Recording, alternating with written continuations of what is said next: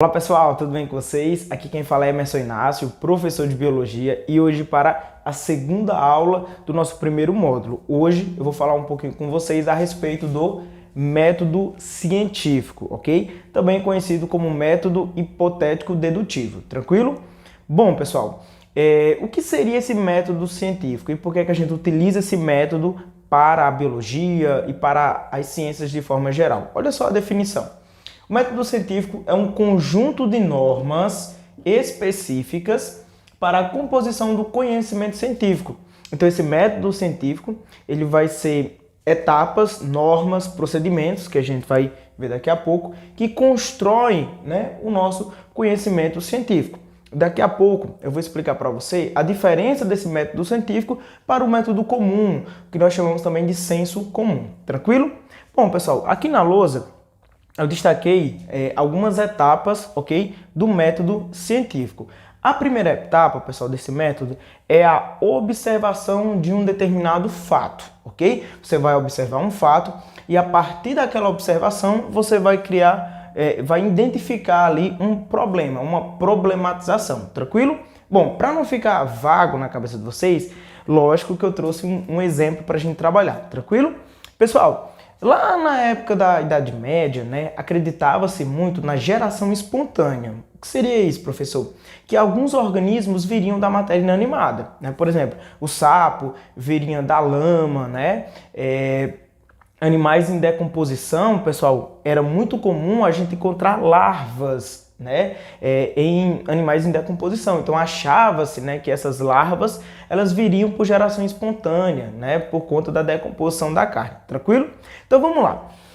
Pegando essa informação inicial que eu falei para vocês, na época, quando os animais eles estavam lá em processo de decomposição, a gente encontrava muito, encontra-se até hoje, larvas, ok? Nesses cadáveres, nesses materiais em decomposição, ok?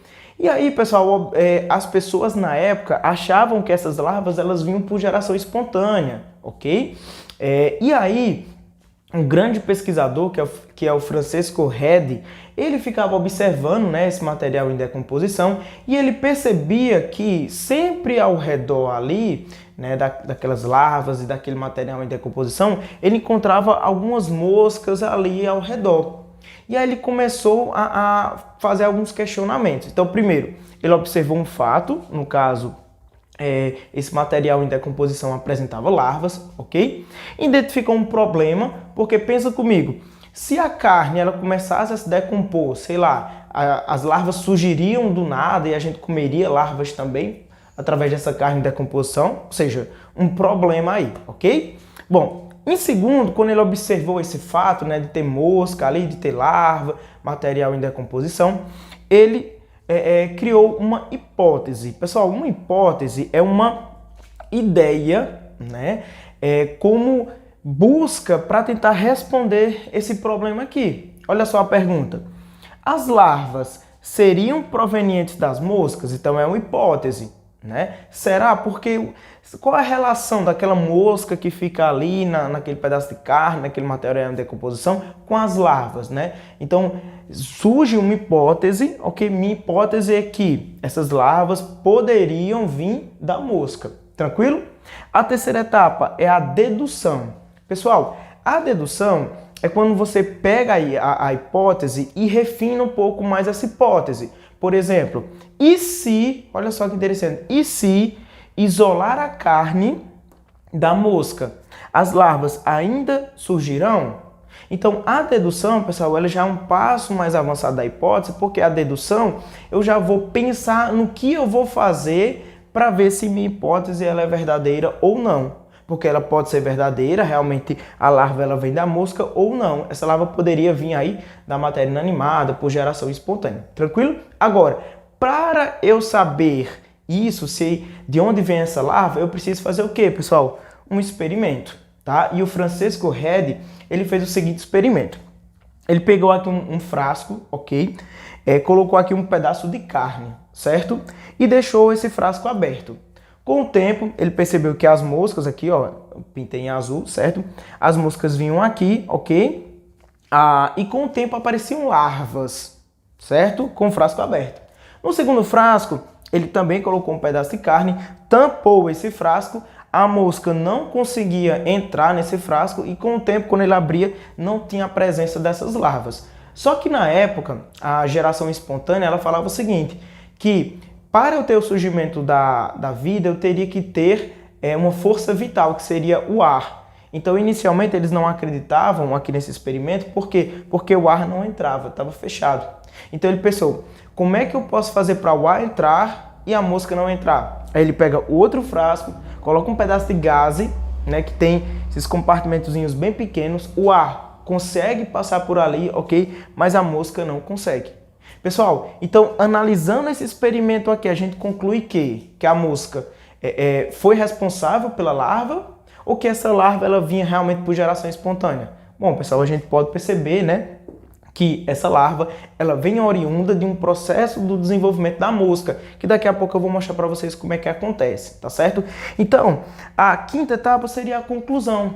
Então, a gente observou um fato, identificou um problema, apresentou uma hipótese, apresentou uma dedução, fez o experimento e chegamos à conclusão. Então, nesse experimento aqui, pessoal, qual é a conclusão? A conclusão é que a mosca ela tem uma relação com a larva, ok? No momento em que eu impossibilitei a mosca de entrar em contato com a carne, não houve o aparecimento da larva. Tranquilo, pessoal? E aí, pegando essas informações que eu falei para vocês, a gente vê a diferença, pessoal, aqui, do método científico para o senso comum. De acordo com essas etapas que eu mencionei para vocês, o método científico, nesse caso, comprova que as larvas são oriundas de quem? Da mosca. Tranquilo?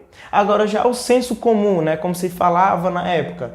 Como se falava na época era o seguinte, as larvas surgem por geração espontânea, ou seja, de forma aleatória. Tranquilo? Então, o método científico ele é diferente do senso comum. O senso comum, pessoal, é aquele famoso ditado popular, aquele conhecimento popular, que não tem um respaldo científico, tá? É muitas vezes passado por geração, tranquilo? Já o método científico não. É um método que passa por essas etapas, né, como eu falei para vocês, é testado e aí chega-se a uma conclusão, ok? Agora sim, pessoal, nem sempre essa conclusão aqui ela vai ser positiva. Tá? Você pode desenvolver aí um método científico, chegar na conclusão e essa conclusão não ser o que você esperava, ou seja, não ser a hipótese que você esperava. Então o que é que a gente faz?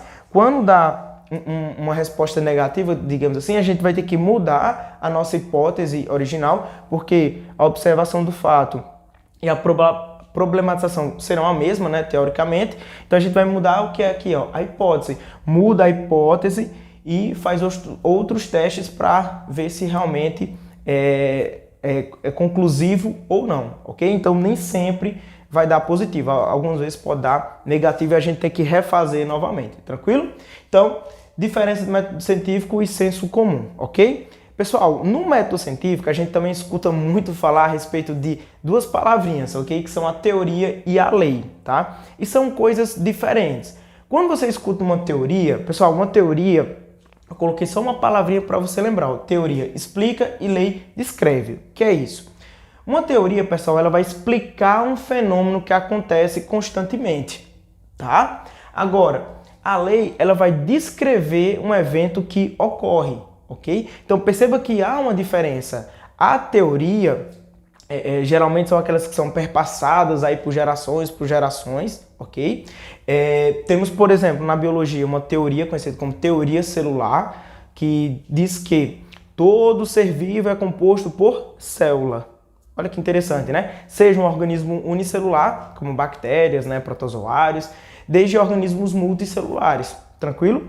Já a lei, como eu falei para vocês, ela descreve um acontecimento, ela não explica como acontece, tá? Ela vai descrever um fenômeno que acontece todo ano, todo mês, né, ou periodicamente, ela vai descrever, tranquilo? Agora, quem explica esse fenômeno, né, é a nossa teoria, tranquilo? Lembrando, pessoal, que tanto no método científico, né, para as demais ciências, nada é 100% conclusivo, né? Você pode, por exemplo, chegar a uma conclusão positiva e outra pessoa fazer um teste e ver que a conclusão ela é falsa ou alguma coisa do tipo. Então a ciência não é 100% ainda conclusiva, né? Acontecem muitas coisas aqui, pessoal, que Muitas vezes a gente acha que a ciência de estudo, a ciência ela é 100% e nem sempre. Vários estudos aí, né, que são realizados muitas vezes quebram alguma lei, né, quebram alguma teoria específica, tá? Mas o que é que elas têm em comum? As etapas do método científico, os testes e as conclusões, diferentemente do senso comum. Tranquilo? Pessoal, agora vamos imaginar que você fez todo esse experimento aqui, fez todos os testes e tudo, chegou a uma conclusão positiva. Como é que você vai divulgar esse resultado para a comunidade científica? Pessoal, para a comunidade científica, nós vamos utilizar o artigo científico, certo? Daqui a pouco eu vou explicar a diferença do artigo científico para os outros meios de comunicação, tranquilo? O artigo científico, pessoal, ele vai ser publicado em uma revista científica. Essa revista científica ela tem vários profissionais ali da área que vão verificar os seus trabalhos, ok? E o que seria um artigo científico? É um documento, tá? Formado pelo... Tem a capa, né? Contracapa, tranquilo? Mas de forma geral, o que é que a gente vai encontrar lá no artigo? Um resumo, tá? Logo no início, né? Que é um resumo geral do seu trabalho, ok? Uma introdução, que vai descrever ali todo a temática do seu trabalho. Em muitos artigos também você encontra revisão de literatura, tranquilo? Nós temos a metodologia, que são os materiais e métodos, ou seja, o que você utilizou, ok? De observação, de materiais, de tudo, tranquilo? Os resultados que você obteve, né, com esse trabalho, e as discussões. As discussões, geralmente você vai comparar o seu trabalho com outras informações, tranquilo? E as referências bibliográficas, que são os artigos, que são os livros, que são os periódicos que você vai colocar lá no final do trabalho, tá? Você tem que ter um embasamento bibliográfico muito bom, tá? Não tem como simplesmente você pegar só uma informação da sua cabeça e fazer um artigo só com informação, assim, 100% sua, né? Se você estiver comparando alguma coisa, tem que ter citação direta, indireta, né? Tem que ter as referências bibliográficas. Então, o artigo científico ele é publicado em uma revista científica, pessoal. Agora, professor, e no jornal, na TV, naquelas revistas de publicação normal, quando se publica alguma coisa referente à ciência, é a mesma coisa de publicar uma coisa em uma revista científica? Não, pessoal, são duas coisas diferentes. Quando você pega uma notícia no jornal, na TV, né? Vamos imaginar que essa notícia ela não seja de um artigo científico, né? Seja lá de uma observação, alguma coisa. Isso ali, pessoal, não entra, né, como uma estrutura científica, tá? Por quê? Porque a metodologia científica tem que ter a publicação em revistas científicas, tá? Então, a TV, o jornal, ela ajuda em quê? Ela ajuda na popularização do conhecimento. Então, por exemplo, lá no jornal passou uma entrevista, né, sobre uma pesquisadora que descobriu a cura para determinada doença, né? E aí lá ela vai expor o seu trabalho científico publicado na revista científica. Então, esses meios de comunicação, eles servem para quê? Para divulgar, né, para popularizar o conhecimento científico, tá? Que muitas vezes passa despercebido aí pelas pessoas, né? Se você for parar para analisar, tudo, pessoal, ao nosso redor depende do método científico. Desde você tomar um medicamento, né, até ir no hospital porque levou uma picada de uma serpente venenosa, por exemplo. Tudo isso é necessário ter o método científico como embasamento. Tranquilo, pessoal? Bom, chegamos ao final da nossa aula. Eu espero que você tenha gostado, tá? Lembrando que terão mais aulas, né, referente a esse primeiro módulo aqui no canal, tá bom? E se você quiser um resumo geral dessa aula, eu preparei para você lá no Instagram, @Prof. Emerson Inácio, tudo bem? Então, aguardo vocês na próxima aula. Até a próxima. Tchau, tchau.